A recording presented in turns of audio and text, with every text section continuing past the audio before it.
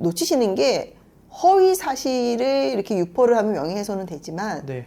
사실을 얘기해도 명예훼손이 됩니다. 저는 서울대를 졸업하고 사법고시를 합격한 후 대기업과 보험회사의 사내 변호사로 5년, 대한민국의 최고의 로펌이라고 하는 김앤장에서 10년간의 근무 경력을 가지고 있는 17년차 변호사입니다.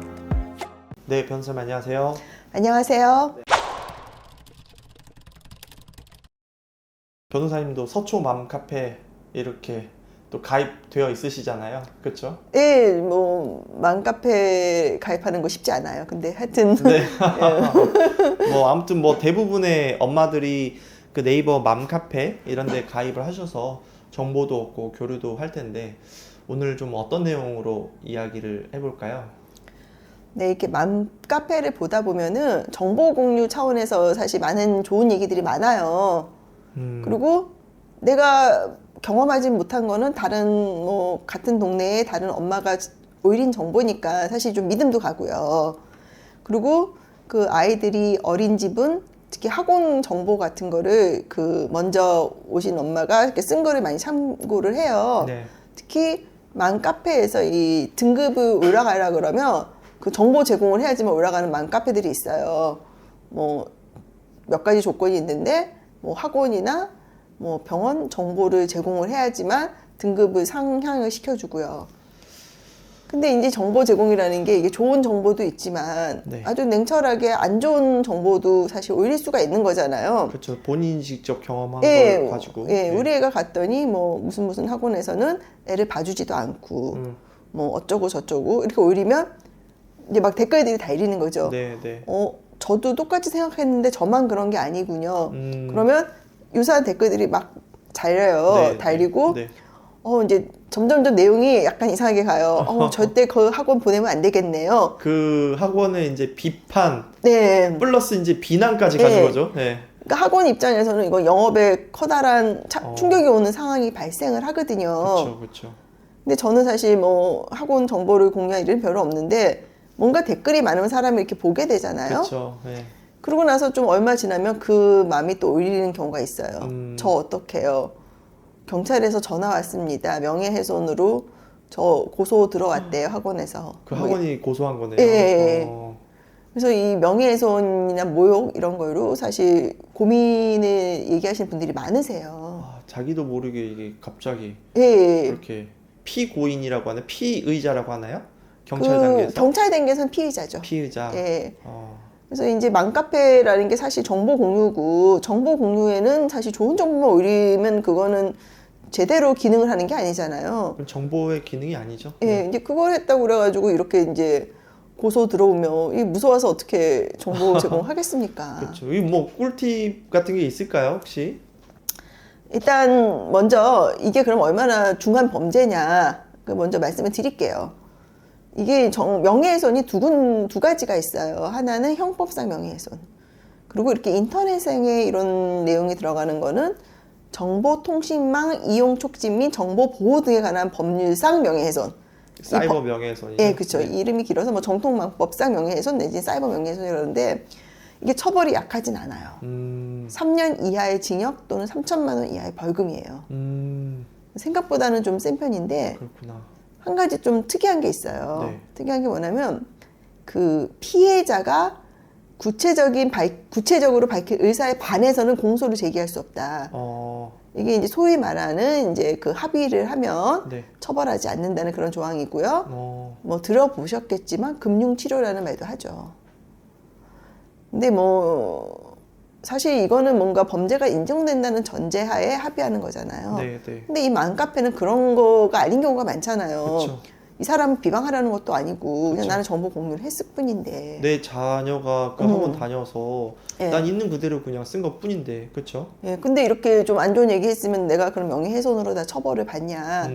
이제 그런 거를 많이 궁금해 하시는데, 이 법은 그냥 처벌하는 건 아니고요. 비방의 목적이 있어야 돼요. 그렇기 때문에 내가 비방의 목적이 없이 그냥 정보 공유를 한 거는 처벌받을 가능성이 거의 없어요. 그 내용이 중요한 그렇죠. 거겠네요.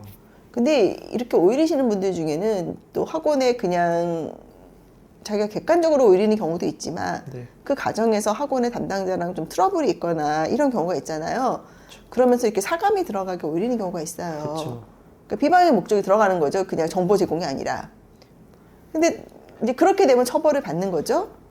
근데 사실 그래서 느껴지죠, 그게. 예, 그쵸? 느껴지죠. 네. 근데 사실은 비방의 목적만 있는 경우도 드물고 정보 제공으로만 있는 경우도 드물고 사실 좀 섞여 있잖아요. 애매하죠. 예. 네. 그럼 어떻게 되냐? 음. 그러면 우리 법원은 여러 가지 상황을 다 봐요. 이 사람이 왜 이런 글을 올렸고, 어? 양 당사자간 관계는 어떻고, 그리고 주된 내용이 뭐냐. 비방의 목적이 좀 있더라도 주된 내용이 정보 제공이었다. 그러면 처벌받지는 않습니다.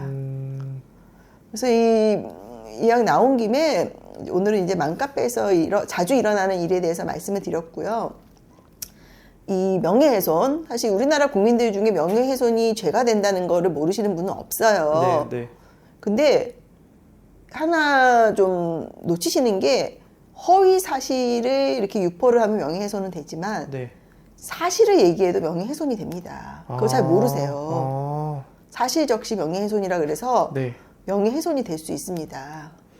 그렇구나. 그러면 사실이라도 비방의 목적이 있냐 없냐가 사실 중요한 거네요. 예, 그런 게 중요하고 뭐 여러 가지 쟁점이 있어요. 이 형법상 쟁점이랑 이 정통망법 쟁점이랑 좀 다른데 말씀하신 대로 목적이 뭐냐.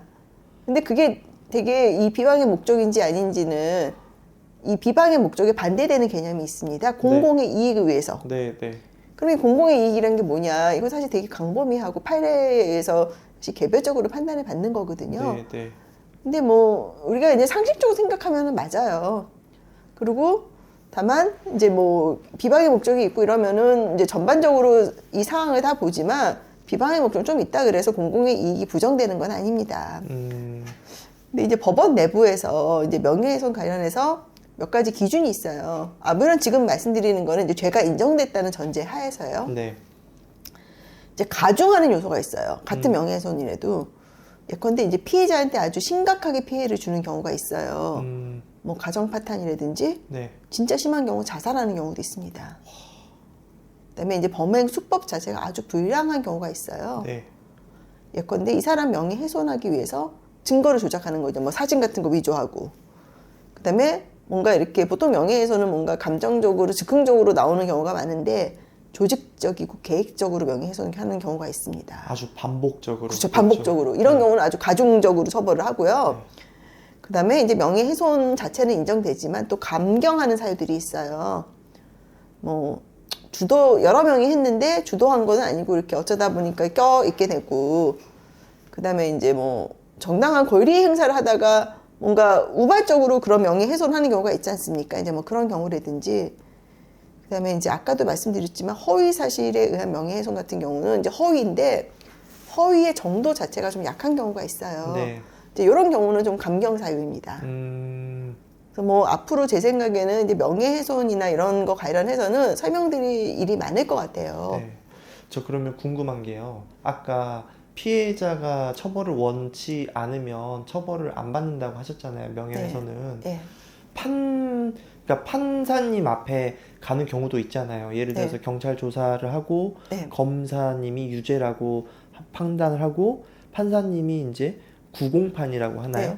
그러니까 법원으로 와라 네. 라고 이야기를 했을 때 그때도 피해자랑 합의를 하면 무죄가 될 수 있나요? 그렇죠. 무죄는 아니고, 그건 무죄라고 이제 법률적으로는 무죄는 아니고요. 네. 처벌받지 않는 건데, 근데 사실 명예훼손은 대부분은 구공판까지는 안 가고요. 네. 벌금으로 가요. 네. 근데 구공판으로 갔다는 거는 그 재질이 안 좋다는 거거든요. 네, 네. 근데 제가 이렇게 해보니까 이 구공판으로 간 사건은 되게 난이도가 있어요. 왜냐면 이 명예훼손 하시는 분이 조금 뭐랄까 강성이 많아요. 그러니까 반성 안 하시더라고. 네, 네. 근데 그거 되게 리스크가 큽니다. 판사님이 그런 거 다 보는 거잖아요. 판사님은 반성하고 안 하고 이런 걸 엄청 중시해요. 네. 그리고 이제 판사님도 딱 보면 알죠. 이 피해가 얼마나 심각한지를. 그래서 아까 제가 다른 영상에서 말씀드렸지만 반성을 하는 건지 안 하는 건지 애매한 표현들을 하죠. 이러한 상황에 처하게 된 거에 대해서는 그러니까 사실관계를 떠나서 이러한 상황에 처하게 된 거에 대해서는 깊게 반성하고 있습니다. 내가 잘못을 했다는 건지 안 했다는 건지는 모르겠는데 이제 그런 표현들 많이 쓰죠. 아, 그렇구나. 알겠습니다. 이 맘카페에 올릴 때도 잘 올려야겠네요. 특히 이제 네. 가정주부들이 맘카페를 많이 하잖아요. 애 키우고. 근데 사실 그런 분들은 뭐 따로 경찰서를 가거나 법원을 가거나 그럴 일 인생을 살다 보면 거의 없잖아요. 그쵸? 오히려 좋은 취지로 한 거잖아요. 네, 우리 네. 같은 모임에 있는 분들한테 좋은 정보를 알려주겠다고. 근데 정보만 제공했으면 괜찮은데 약간 이제 이런 식으로 조금 사감이 있거나 아니면은 과장을 하시는 경우가 있어요. 그러니까 이 말이 틀린 건 아닌데 뭔가 조금 왜 사람들 중에는 약간 드라마틱하게 글 쓰는 거 좋아하시는 분들 있잖아요. 그런 거 하지 않으셔야 될 것 같아요. 알겠습니다. 오늘 또 좋은 정보 감사하고요. 근데 실제로 이렇게 올려서 고소를 당하고 유죄 판결이 나는 경우도 상당히 많이 있죠. 유죄까지는 그건 모르겠는데요. 일단 약식 명령까지는 많이 나오는 것 같고, 물론 그 전에 많이들 합의하세요. 보통 말씀드렸지만 금융치료 같은 거 해가지고 많이 합의하잖아요. 우리 들어보셨는지 모르겠는데 우리 소위 말해서 좀 이렇게 나쁜 범죄자로 찍힌 사람들, 그분들에 대해서 악성 댓글 다르면 나중에 한꺼번에 고소한다 그러잖아요. 그쵸. 그분들이. 네. 그래서 그걸로 자기 변호사 비용 마련한다고. 그게 이제 소위 금융치료인데 누군가를 비판을 할 때는 사실 되게 조심하셔야 돼요. 그렇구나. 네. 알겠습니다. 오늘 또 같은 이 맘카페 엄마로서 네. 또 좋은 정보 주셔서 감사합니다. 감사합니다. 사건 수임이나 법률 상담을 원하시는 경우 카카오 채널 최혜원 변호사를 검색하셔서 연락 주시면 상담을 도와드리도록 하겠습니다.